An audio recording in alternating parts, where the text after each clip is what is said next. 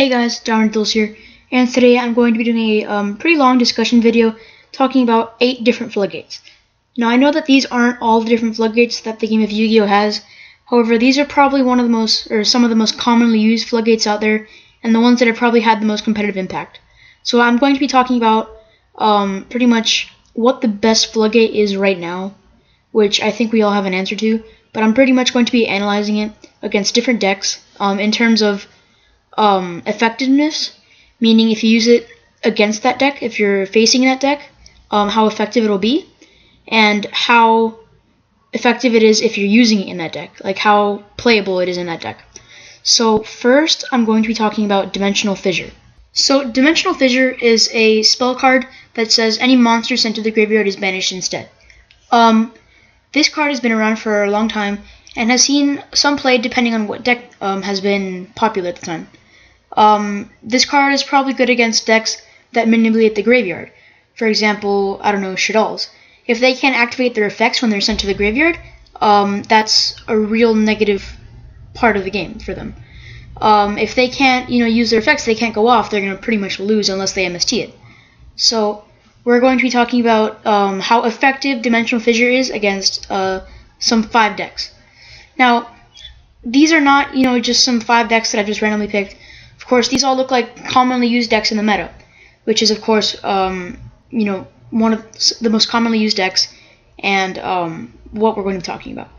Now, I might have splashed Yosenju in here, if not for the fact that it can probably utilize all of these besides Royal Decree, and I don't really need to say anything about that because I'm pretty sure you guys all know that they just can pretty much use all of these and it's not really effective against them. So we're going to be talking about Dimensional Fissure on Necros.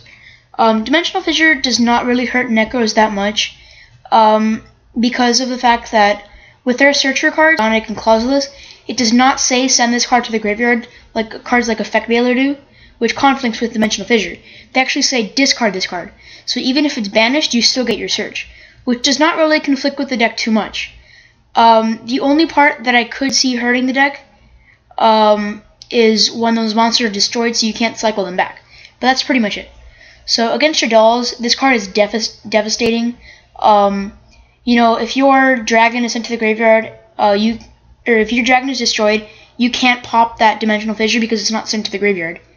So they pretty much have to try and play around it the best they can until they draw an MST.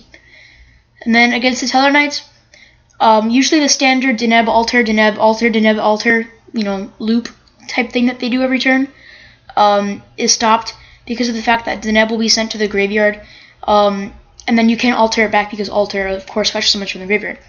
And it really just messes with all their plays. And I believe the cards like Deltros and Trigger say that when they're destroyed and sent to the graveyard or something like that, then you get to activate their effects like Special Summon one from your hand deck or graveyard or whatever it is. I think it's a sent to the graveyard, so Dimensional Fissure would conflict with that.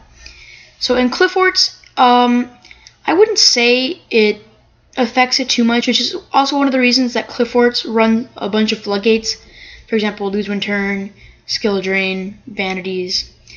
I don't think it hurts the deck that much because I can't really think of many of their cards that would go to the graveyard because, most of their cards are pendulums. Now in Retrobuse, this is actually very beneficial to the deck. So I'd actually say that playing this is not counter effective, I guess, because it actually helps them. If their monsters are sent to the banish zone, that powers up cards like Rampengu. Being a Retrobuse player myself, it powers up cards like Rampengu that's sent to the grave where you can actually banish instead, so it's like a mini Canhawk. And it also provides more targets for your Canhawk when you search stuff with it. So now we're going to be talking about Necrovalley. Necrovalley has actually been seeing quite a lot of tech play in the meta because of the fact that cards cannot be moved from the graveyard anywhere else except with their own effects. So Necros can't get their mirror effects because the mirrors can move themselves, but not any other cards. So it basically stops their floating consistency type thing. So if they exhaust all their mirrors, they can't go search another one to be able to keep playing that turn. Against your dolls, I would say that it stops their BLS summoning let's see. Cards cannot be moved. I can't really say. Oh, when the Shaddoll monsters or the fusion monsters are sent to the graveyard, I don't think they can add their spells back to their hand. So I think that's what Necrovalley does against Shaddoll decks. So I would say it's pretty effective. Satellar Knights, you can't alter your Deneb. That's pretty much the deck how it plays. So that pretty much is devastating towards Satellar Knights. Clifforts, I wouldn't say it's too devastating because their main plays are from their extra deck, not their graveyard. But you never know. I'm not a huge Clifford player, so I'm pretty sure it's not very effective.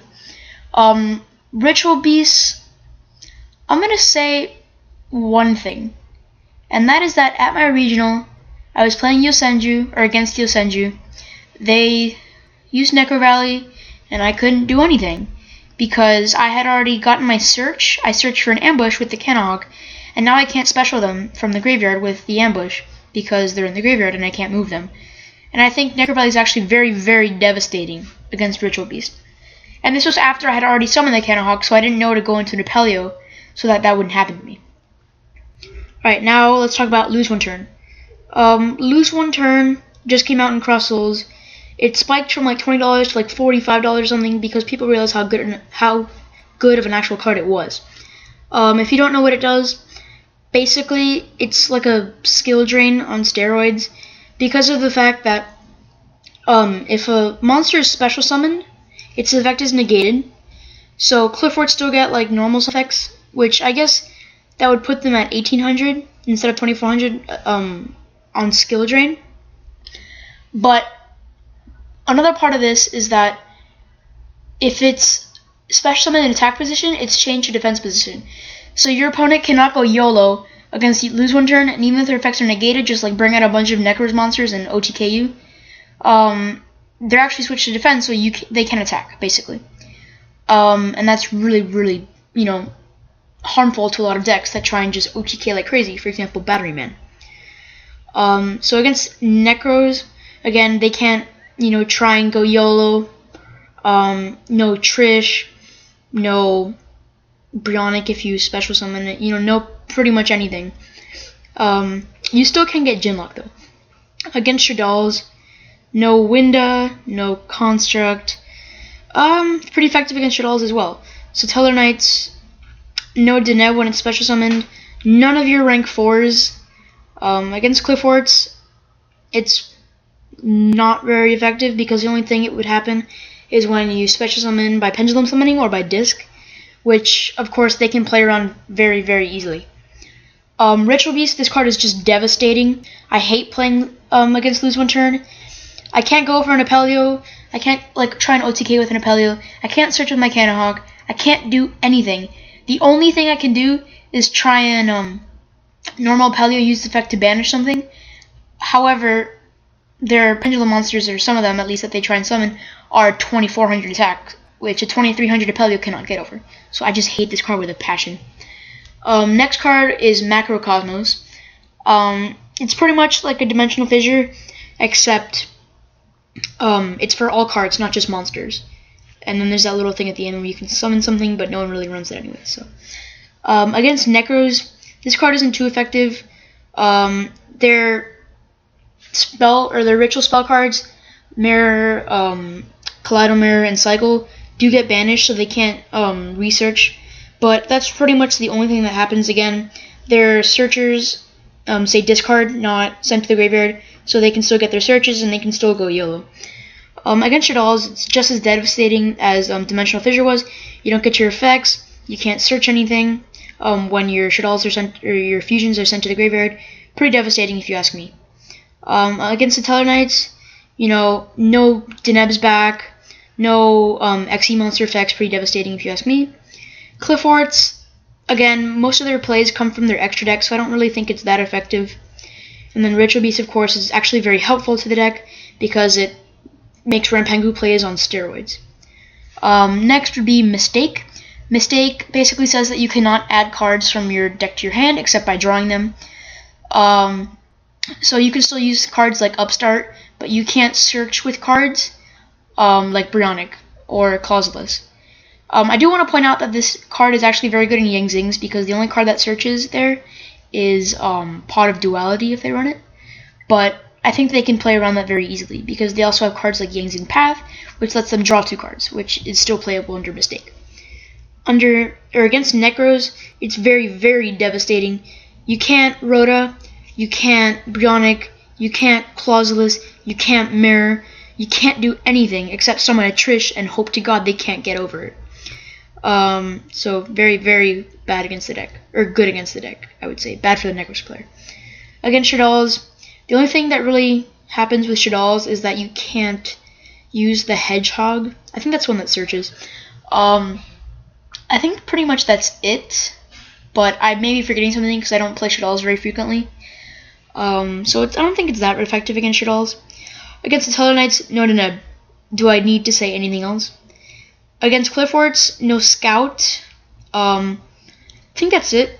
They don't really search with much else. Their Monolith lets them draw, not search. That's pretty much it, but their Scout is pretty much the main engine of the deck. It's their Deneb of the deck. So if they can't Scout, I think that's pretty devastating for Clifforts, but not too bad. Against Retrobuse, oh my god. I can't search with my Cannahawk, which is something that I do every single turn. I want to be able to search cards for my next turn. I want to be able to search my steeds and my ambush, my combo pieces, whatever it is that I need at the point. If I need to search a bond so I can try an OTK, no, I'm sorry, you're under Mistake, so you can't do that. Need I say more? Skill Drain. Skill Drain, I hope you guys know what this is, but I'll say it anyway. It's a lose 1 turn that says that's for any monster, not just special summon ones, and that's pretty much it. And they don't get switched to defense position or anything. It's just plain vanilla. Their effects are negated. Turns them into normal monsters. Against Necros, I wouldn't say it's that bad. I guess it stops like Trishula and stuff. Don't quote me on that. But I don't think it's too horrible for them. They can easily play around it because they still have big beaters like Valk and Trish, 27 and 29. They can still OTK or whatever they need to do. Shaddolls, their Windows, Constructs, nope. But most of their effects actually activate in the graveyard, which Skill Drain doesn't negate. So they would still get their effects off. So I don't think it's too bad or too good against them. So Tellarknights, horrible. For the Tellarknight player at least. You can't use your Deneb, can't use your Altar, you can't use your XC effects by Trigger, you can't Diamond, you can't do anything. So Tellarknights are all about those normal summon effects, and if you have Skill Drain, you're pretty much screwed unless you draw an MST. Clifforts. This card is actually pretty beneficial for Clifforts, because when you normal summon them, they become 1800, but if Skill Drain is on the field, they can still get normal summon because that effect is from the hand, but they get turned back into that 28 or 24 respectively attack. That lets them push pretty quickly for OTKs. Against Retrobuse, this card is pretty effective, I would say. You can't Elder, you can't Laura, you can't Wen, can't Apelio, can't Cannahawk, can't Rapengu, whatever it is that you can do, you can't do. Vanity's Emptiness. This card does not let anyone special summon anything, but it's pretty easy to get rid of. So you can basically just flip it on your opponent's turn, activate a Rhoda or something. Once you get your card, you activate the Rhoda on your turn, of course, after, because they can't do anything during their turn, because they can't special summon. And then it gets destroyed, and you can do whatever the heck you want. Against Necros, they can't special summon anything, but a lot of their effects actually activate from the hand, so it's not terribly effective, but if you flip it while they're trying to do some combo with like Trish or something, that's going to be pretty devastating for them. Against Shaddolls, they can't Falco, they can't, of course, Fusion Summon, which is pretty much two of their main engines of the deck, Synchro Summoning and Fusion Summoning, with Falco and the spells respectively. So it's pretty effective against the deck. First, the Tellarknights, you can't Alter Deneb, Alter Deneb, Alter Deneb, Alter Deneb. Sorry if I keep saying that, but I should probably say that 10,000 more times because that's all they do. Sorry to Tellarknight players, but that's kind of the truth. You can't special summon your XC monsters. You can't like return all the cards back to the hand with Trigger, which is pretty much all they do. Sorry again, but that's true. So I think it's very effective against Tutelar Knights. However, they can also run Vanity's Emptiness if they already have one of their powerful XC monsters on the field. So you can actually utilize it in Tutelar Knights. But that's what we're going to be talking about after. Against Clifforts, Vanity's Emptiness isn't very effective. The only thing it hurts is their Disc and Pendulum Summoning. But they can very easily play around that because they normal summon a lot. Against Retrobuse, it's very, very devastating because you special summon all the time. You want to be able to special summon your fusion monsters, get out of your fusion monsters, refuse, whatever it is. Vanities just stops that. And then I include a Royal Decree in here because I think 6 of these cards are all trap cards, not including Royal Decree. Or no, yes, including Royal Decree, sorry. Most of them are trap cards, and Royal Decree is actually very effective because it negates all of these. So let's say, they go Vanity's Emptiness, or you activate Necros Mirror or something, they chain Vanities, you chain Royal Decree, boom, you can still get your stuff. Royal Decree is actually very effective against a lot of these decks. However, it's actually very playable in Necros. It's not very effective against Necros because they don't use many trap cards, if anything. They'll maybe main Mind Crushes or side deck Mind Crushes, and they actually might side deck Royal Decrees themselves. For Shaddolls, the only thing I can think of is Core and Sinister Shadow games, really.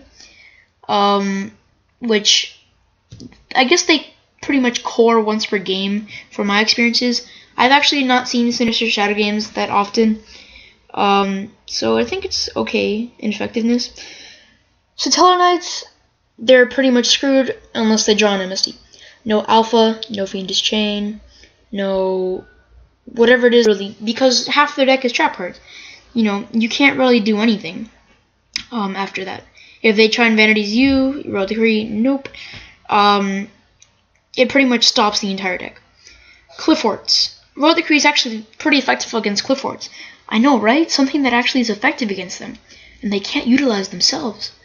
Royal Decree is effective against all their trap cards that they run. Vanities, Mistake, oh no, sorry, not Mistake. Skill Drain, Lose One Turn, all those cards that they run. Bye-bye. Because they use all their floodgates to help keep field presence so that you can't take away from their field because you can't special anything or you can't activate any effects. Some stuff like that. If you use a Royal Decree, for example, Necros, you're basically negating all of their floodgates, which is like a fourth of the deck. Against Retrobuse, it's actually very effective. As a Retrobuse player myself, I know that I use Steeds and Ambush all the time, in combination with other trap cards like Macrocosmos, Solemn Warning. So you basically can't destroy monsters. You can't try and establish more board presence with Ambush. You can't destroy more monsters with chaining Ambush to Steeds. You can't negate a summon. It's very, very effective against Ritual Beast. I remember playing against the Necros deck and I completely lost just because of Royal Decree. And I couldn't draw a single MST despite the fact that I made 3. So, yeah. This has been part 1 of the Floodgate analysis that I'm doing. This part 1 is about effectiveness. The next part will be with usability. And then at the end of that video, I'm going to say what is the most effective Floodgate at the moment. So I hope you guys enjoyed. Make sure to rate, comment, and subscribe. DominantDuels, signing out.